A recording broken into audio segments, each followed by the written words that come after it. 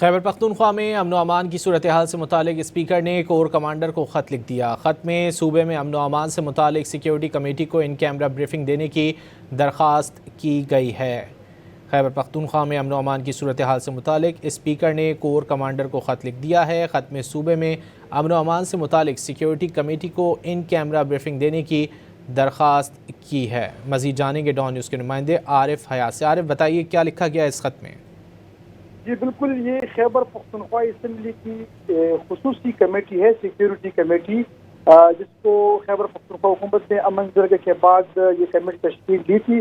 اس committee میں I G police, chief secretary, civil انتظامیہ اور جو دیگر متعلقہ ادارے ہیں انہوں نے پہلے سے ہی اپنی طرف سے بریفنگ دی ہے کہ صوبے میں جو امن و امان کی صورتحال ہے اس سے متعلق تمام تر جو کمیٹی کے ممبران ہیں ان کو آگاہ کر دیا ہے۔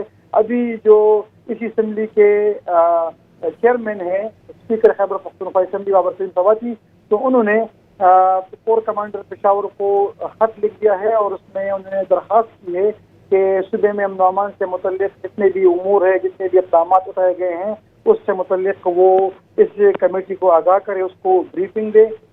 ساتھ میں یہ بتایا گیا کہ کمیٹی کو سیکیورٹی اقدامات کی اہمیت کا بھی اندازہ ہے اور وسیع سیاسی سماجی ہم آہنگی کے بغیر شاید ہی امن قائم ہو سکے۔ مؤثر ہم آہنگی کے بغیر صوبے میں مزید غیر یقینی صورتحال پیدا ہونے کا خدشہ ہے، تو لہٰذا میں نے درخواست کی گئی کہ کور کمانڈر پشاور جو آفس ہے تو وہ اس کمیٹی کو امن و امان سے متعلق بریفنگ دے۔ بہت شکریہ عارف حیات ان تفصیلات کے لیے۔